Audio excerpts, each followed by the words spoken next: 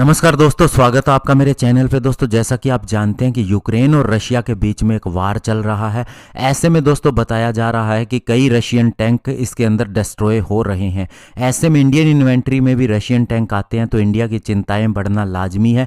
और इंडिया के पास इसका सोल्यूशन क्या है, आज इसी के ऊपर बात करेंगे। चलिए दोस्तों शुरू करते हैं। तो दोस्तों, रशिया और यूक्रेन के बीच में वार चल रहा है। ऐसे में दोनों ही देश अपना अलग अलग क्लेम कर रहे हैं। अगर हम यूक्रेन की मिनिस्ट्री ऑफ फॉरेन अफेयर्स की माने तो उसके हिसाब से रशिया के कम से कम 350 टैंक इसमें डिस्ट्रॉय हो चुके हैं, 50 उसके टैंकर ट्रक डिस्ट्रॉय हो चुके हैं और कम से कम उसके 1200 आर्मर्ड व्हीकल हैं जो डिस्ट्रॉय कर दिए गए हैं। वहीं दोस्तों कुछ एक न्यूट्रल ऑब्जर्वर भी हैं जिनका मानना है कि वे एकदम सही से कैलकुलेट कर रहे हैं और किसी देश के साथ में वे नहीं हैं। तो उनके हिसाब से भी अगर माना जाए तो रशिया के 1200 टैंक इससे पहले यूक्रेन में दिखाई दिए थे और उनमें से 20 से 22% अभी तक डिस्ट्रॉय हो चुके हैं।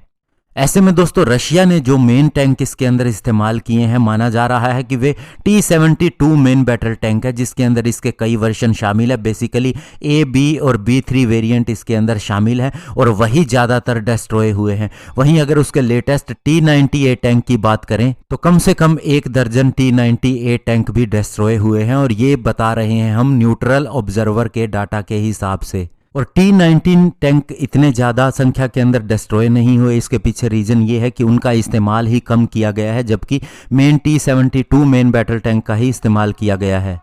ऐसे में दोस्तों इंडिया की चिंताएं क्यों बढ़ रही हैं, उसके पीछे कारण ये है कि इंडिया की अगर मेन इन्वेंट्री टैंक की देखा जाए तो वो T-72 टैंक ही है, जो कि दोस्तों अभी बताया जा रहा है कि जेवलिन एंटी टैंक मिसाइल और अन्य एंटी टैंक मिसाइल के सिंगल शॉट फायर से ही डिस्ट्रॉय हो रहे हैं। ऐसे में दोस्तों इंडिया ने 70s के अंदर ये टैंक हासिल किए थे और अपनी स्ट्राइक कोर्प्स का मेन हिस्सा बनाया था। और इंडिया के कम से कम अगर हम बात करें मेन बैटल टैंक की तो 50% तक T-72 टैंक ही शामिल हैं। और इंडिया के पास अगर हम बात करें T-90 टैंक की, ये भी अच्छी खासी संख्या के अंदर हैं और ये T-72 से बेहतर टैंक है। और रशिया ने इसका शायद इसलिए इस्तेमाल नहीं किया क्योंकि अगर इसकी रेपुटेशन ख़राब होती है तो इससे उसके कस्टमर के ऊपर भी इफेक्ट पड़ेगा और फ्यूचर में इसकी सेल को लेके भी उसकी चिंताएं बढ़ जाएंगी।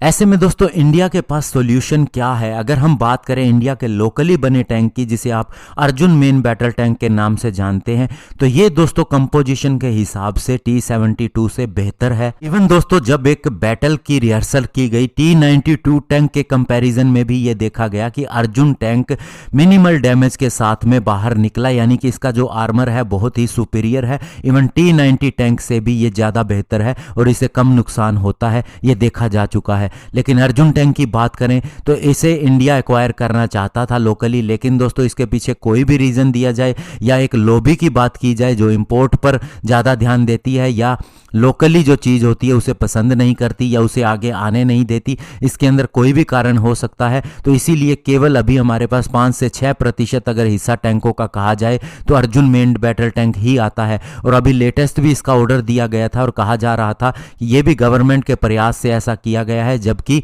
आर्मी के जनरल नहीं चाहते थे कि अर्जुन टैंक इंडियन आर्मी के लिए इंडक्ट हो।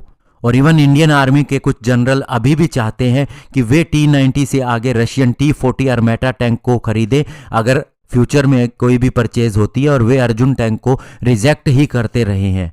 और दोस्तों अगर हम आगे की बात करें तो इंडिया को एक फ्यूचर टैंक के ऊपर काम करना है। 2030 तक माना जा रहा है कि T-72 टैंकों को रिप्लेस करना शुरू कर सकते हैं, जो कि 2040 तक रिटायर हो जाएंगे। और दोस्तों अगर इंडिया की अभी की बात करें तो उसे फ्यूचर रेडी कॉम्बैट व्हीकल यानी FRCV के हिसाब से बहुत से टैंक एक्वायर करने हैं, कम से कम 1770 नए टैंक हासिल करने हैं।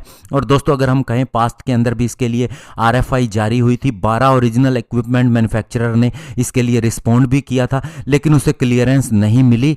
और अभी माना जा रहा है कि स्ट्रेटेजिक पार्टनरशिप रूट के तहत इन नए टैंक्स को बनाया जा सकता है और DRDO के द्वारा अभी भी इसका फाइनल डिज़ाइन और स्पेसिफिकेशन सबमिट करनी बाकी है। और इसमें भी दोस्तों बहुत सी चीज़ें होती हैं जो हमारे जनरल स्टाफ क्वालिटेटिव रिक्वायरमेंट और उसके बाद में इसका प्रिकर्सर अगर हम कहें PSQR, जो कि दोस्तों प्रिलिमिनरी स्पेसिफिकेशन क्वालिटेटिव रिक्वायरमेंट है, उसके हिसाब से भी बहुत सी चीज़ें तय होनी बाकी हैं।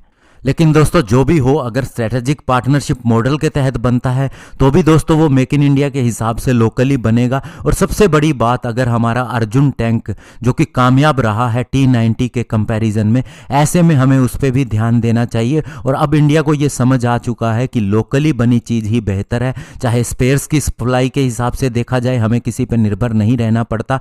और दूसरा, हम बेस्ट से बेस्ट चीज़ अपनी आर्मी की रिक्वायरमेंट के हिसाब से इसके अंदर इंस्टॉल कर सकते हैं। तो ऐसे में दोस्तों अब माना यही जा रहा है कि फ्यूचर में सारी ज़रूरतों को लोकली ही पूरा किया जाएगा, और अर्जुन टैंक इसका एक बेहतरीन उदाहरण हो सकता है। अगर उसमें कुछ कमियां भी हैं तो उसे दूर किया जा सकता है। धन्यवाद। जय हिंद।